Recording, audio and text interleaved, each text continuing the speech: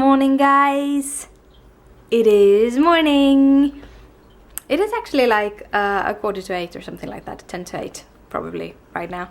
I had a pretty good morning. I woke up at 6 o'clock. I got my hair washed and everything, got videos uploaded because I edited my video last night while I was editing the other video. And yeah, I have been fixing craft blogs and videos, which I could have done when I got home, but I had some time to do it this morning. I've been drinking my coffee. I've been making my morning shake. From now on, I'm gonna have a shake every morning. I'm not gonna eat it until I get to work, so I'm gonna have it with me. But I have a shake to eat. Nom nom nom nom nom. It's gonna be awesome with extra proteins and stuff like that. It was so nice. I had a friend contact me this morning over Facebook. Really sweet. She wanted my address to send out a Christmas card. I'm like, of course, I'm gonna send you my address. I'm gonna take your address so I can send you a Christmas card. And I really have to sit down and start thinking about who I'm gonna send a Christmas card and how many people I need to kind of figure out, because I don't know how many cards I have. I have a bunch of cross-stitched cards, and I have a bunch of colored cards, and I just have to figure out who's gonna get what and all of that jazz, because I need to send them in the beginning of December as I'm going on my journey. So that is another thing I have to organize. There's a lot of things I have to organize right now. I have a couple of questions I have to email people about, and yeah, confused. I'm very confused today. But it's gonna work. It's going to work. And I am going to work right now because I can't sit here and talk to you all morning. Then I get nothing done. But I am heading out, so I'll see you when I get back. Hi guys, I'm home. I've been home for a little while. Let's talk about IQ. I'm a pretty smart girl. I have always had a very easy time learning about things, seeing connections where people don't see connections and stuff like that. And back in 2008, when I were interviewing for my first job, I got to do a IQ test as part of the interview process. I didn't get my proper value out of that, but I did get a kind of whereabout I am, and I get pretty good results, top almost everything in those tests. So the person giving the test told me that I'm in the intelligent elite. Basically, I have a very high IQ, which also leads to other things like being socially awkward and don't understand talking in social and stuff like that. And that is what I've been working on for the past like 6-7 years. I'm working on myself, trying to get myself to actually work more in a social environment. But yeah, one of my problems also is that I have a built-in insecurity. A lot of intelligent people they are very secure, and they're often overly secure about themselves when it comes to their IQ and their smartness. I don't have that. I very easily get insecure. When I was younger, I was very secure in everything, but people always, I don't know, they always told me that I was wrong or that I wasn't supposed to do that and stuff like that. So I'm very insecure, and I'm very insecure about my capabilities. And with the SLE, I have had this brain fog in my brain, which has kind of made me not think the same way. My brain doesn't connect the same way that it has been, which kind of make me even more insecure of everything. And for the past few weeks when I've been back at work, even though it's fun, I'm starting to feel maybe I'm not cut out for this. Maybe this isn't a possibility for me. But then I kind of realized I can take a couple of like online IQ tests. They are not very good at pinpointing things, but there are a few that you actually can test yourself to actually see whereabouts you are. One of them is the Mensa. I've done the Swedish Mensa test, the test sort of. They want you to go in and have the test done with a tester, which is the best way to do it because then you get much more better results. But you can do a test. So I did the test and I got the high score. So I probably would get into Mensa if I was taking the real test. I took a couple of other tests also, and they all place me around sort of 135, 140, which is, if you read those tests descriptions, should pinpoint me about at the 2%. So yeah, my brain still works. And it's like this, I see my brain as a tool, and I must, from my perspective, it doesn't really matter what kind of IQ you have, but your IQ can sort of pinpoint you to what kind of profession you would be good at. And as I am a software developer, I have to figure things out all day. I have to work very logically with logic, mathematics, algorithms. Those are the things that I'm supposed to work with. That means that I need a high logic skill, which usually means that I need a high IQ. With having a high IQ, you usually comes having a lower EQ. Basically, I don't have can't relate to people the same way others can. And that also hurts me in social interactions, because I can't always see at people how they feel. I can't read signals the same way as other people do and stuff like that.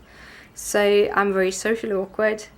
I have big social anxieties because I'm scared of people, basically.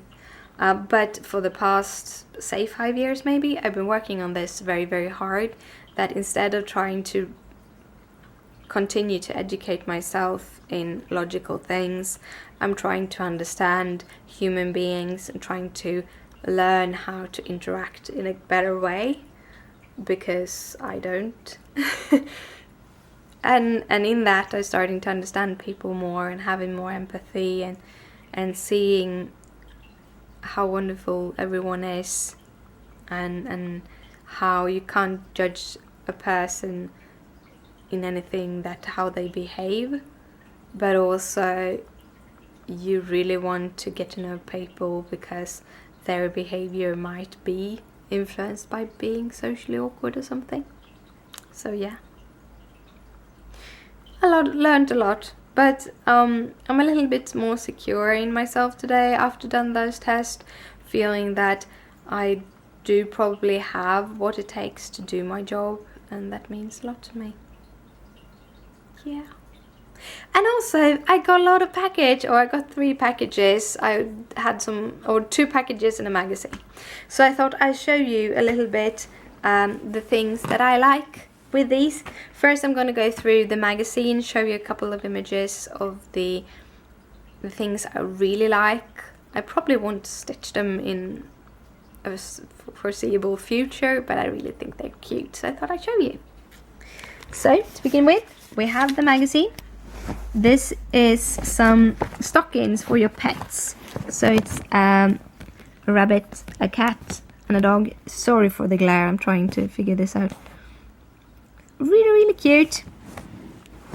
We have this one, which is a gingerbread cookie thing, which I really, really like. I like the darkness around the cookies and stuff. And then there's loads and loads of others. You have a whole set, a design library with like last minute makes, which have adorable designs. Then I thought I'd show you this. This is like the head design. They always have a design that is made from a bigger company. This is made by Anchor. This is Country Companions. They have been out there for years, but I really like them. And then you get this with you, which is a free kit. Kind of lovely, right? Kind of lovely. And now for my packages. So we're going to the table. To begin with, we have these two, which is two Knitting Pro carbons.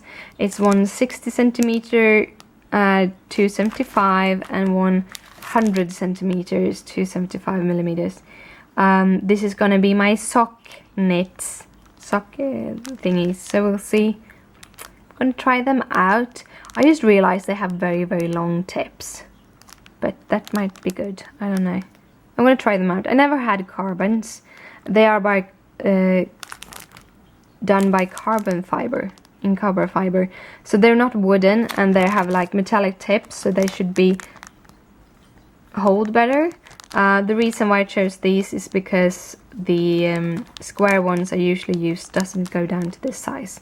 And now for the second package. First, you have this. This is a little paper clip. It's set on my order paper. The only thing is that I showed you my address, and I didn't want to show you my address. But this is a little character. I got one of these before, but I lost it somewhere and I don't know where. But it's super cute. Also got two inks. This is refillers for my Copics. It's the BG11 and the B21. This is two of my most used colors, so I needed those. Also got two Copic markers. These are brush Copic like liners. It's brush pens. See, it's got a big brush, and I thought that would be awesome playing around with designs. And I got this. I always wanted one of these. This is a eraser that you can knead, kneadable eraser. So it's soft, and instead of rubbing your eraser over your paper, you actually just pick up the lead with these kind of erasers. I always wanted to try one. So they have Cult pens where I bought these. They have all of these different kind of pens. There are so many. If you're European based, it's a very good place to get pens. Basically, I think Jet pens is a very good for if you're in America and want like Copics and other things.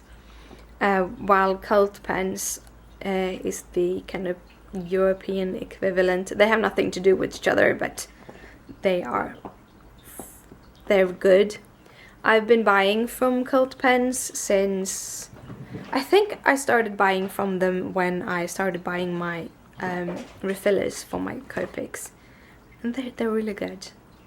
So that is one thing I have to do, refill my pens. Yeah.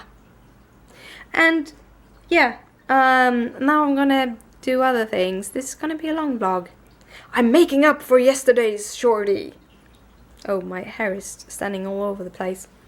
Well, yeah. I'm gonna drink my coffee and I'm going to edit some videos because that is something I should have done weeks ago.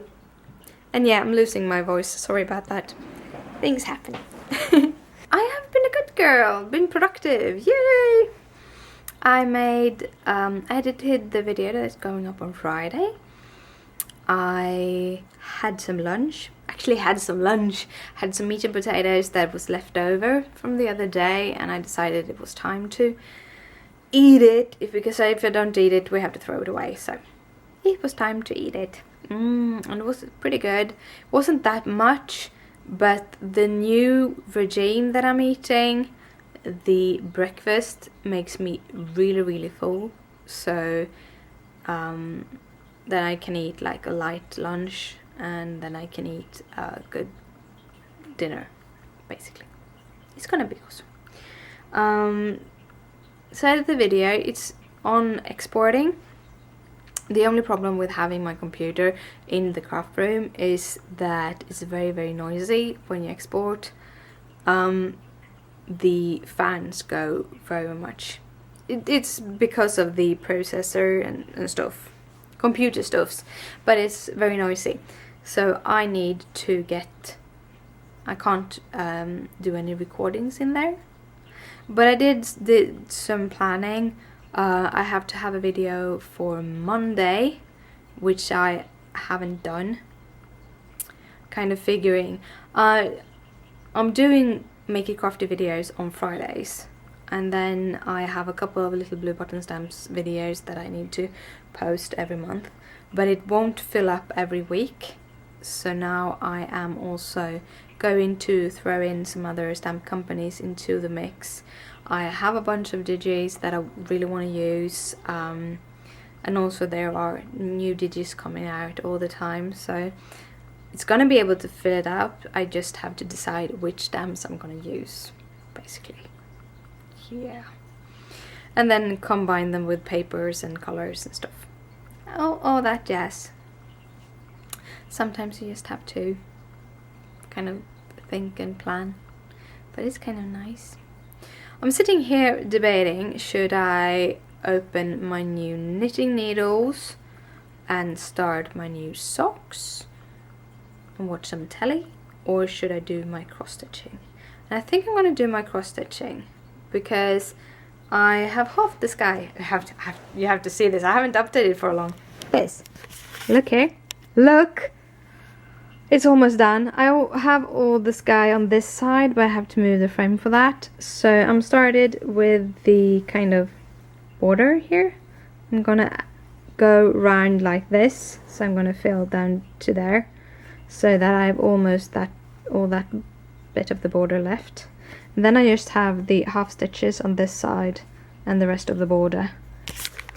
Then I can start with the back stitching. So it's it has gone forward. I got a lot done yesterday, watching telly with Christopher, so that was nice.